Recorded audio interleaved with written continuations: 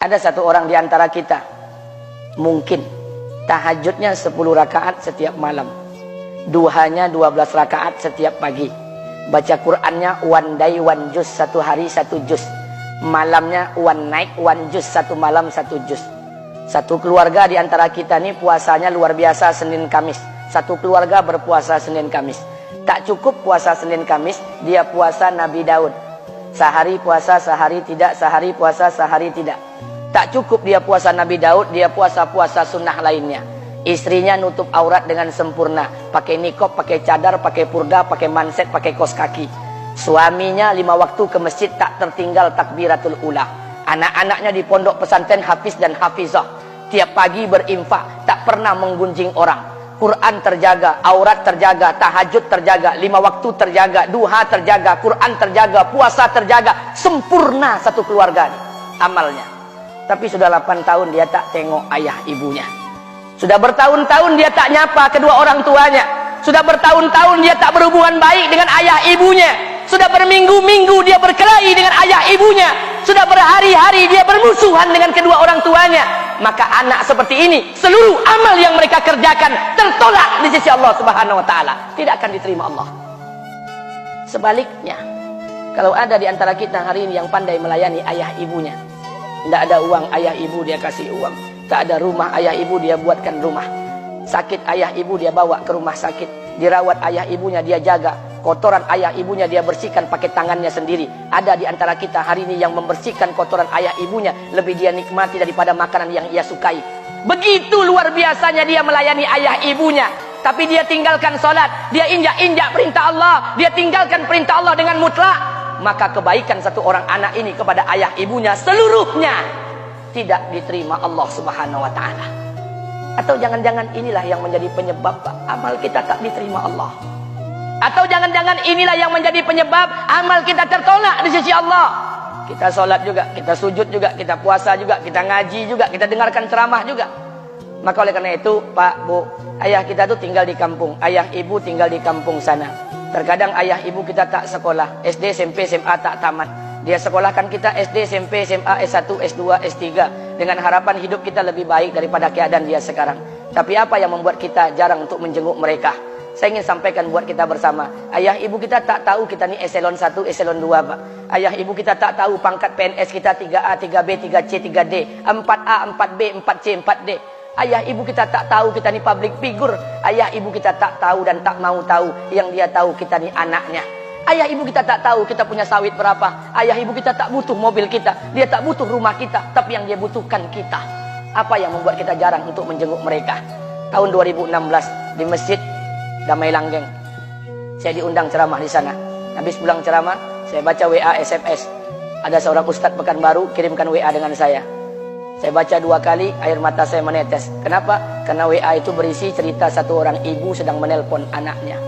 Ibunya nelpon anaknya. Assalamualaikum nak. Waalaikumsalam kata anaknya. Kata ibunya, nak, sudah 1 bulan kau tak tengok ibu. Apa yang membuat engkau berhalangan nak? Apakah kau sibuk dengan pekerjaanmu? Minggu yang kedua ibunya telepon lagi. Assalamualaikum nak. Kata anaknya, waalaikumsalam. Kata ibunya, nak, ibu dapat kabar apa engkau baru beli mobil baru. Apa betul nak? Kata anaknya, betul bu. Kata ibunya, alhamdulillah nak, ibu bangga kau pandai menyenangkan hati anak istrimu. Minggu yang ketiga ibunya telepon lagi. Assalamualaikum nak. Kata anaknya, waalaikumsalam.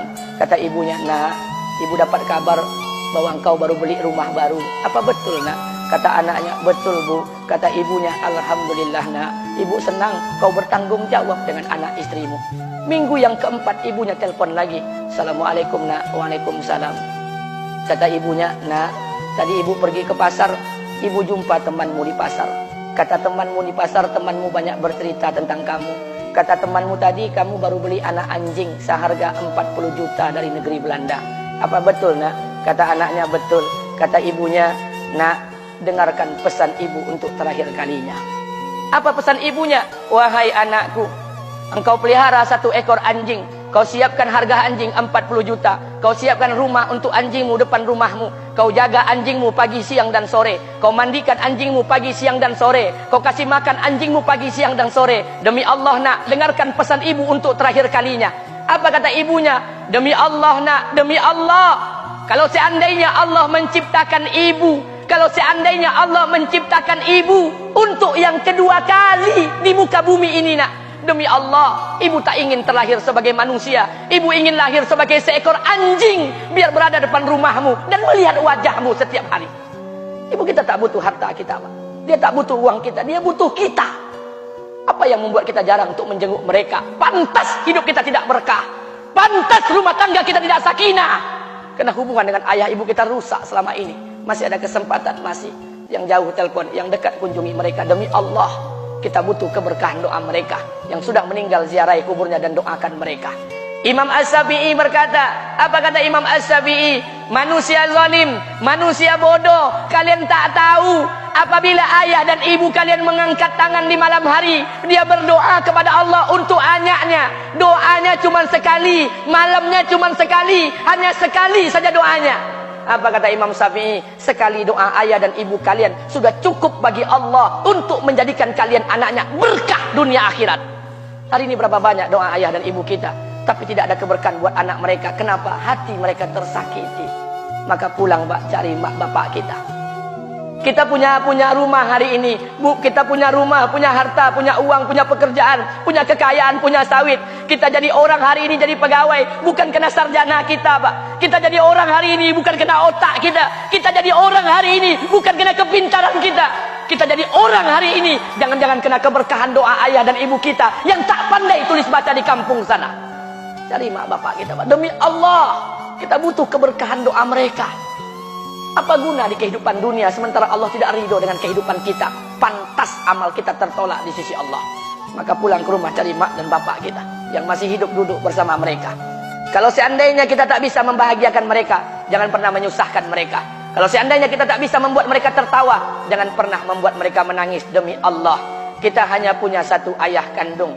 Kita hanya punya satu ibu kandung. Tidak akan ada ayah kandung yang kedua. Tidak akan ada ibu kandung yang kedua. Harta kita cuma satu. Ayah kita cuma satu. Ibu kita cuma satu. Tidak akan ada ayah kandung yang kedua. Tidak akan ada ibu kandung yang kedua. Pangkat jabatan bisa dicari. Harta bisa diraih. Kesempatan membahagiakan ayah dan ibu kita hanya sekali di kehidupan dunia ini, Pak. Pulanglah. Ketika mereka memanggil, tinggalkan istri, tinggalkan pekerjaan, tinggalkan semua proyek kita. Demi Allah, datangi mereka. Kata Nabi, sesaat kalian duduk bersama ayah dan ibu kalian akan mendatangkan keberkahan. Kenapa kalian tidak duduk bersama mereka? Jangan-jangan inilah yang menjadi penyebab amal-amal